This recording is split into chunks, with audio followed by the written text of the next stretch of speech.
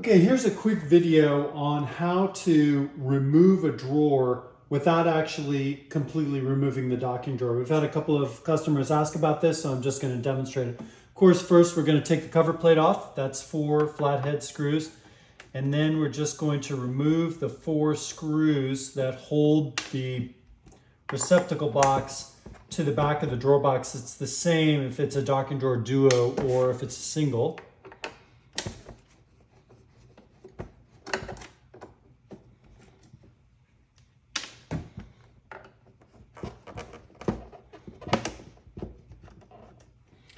Okay, so now we can just pull this out and slide it through the hole. And then what I recommend doing is if you can get at it from underneath, you can kind of support it until it's in the retracted position. Then you can pull the drawer box out.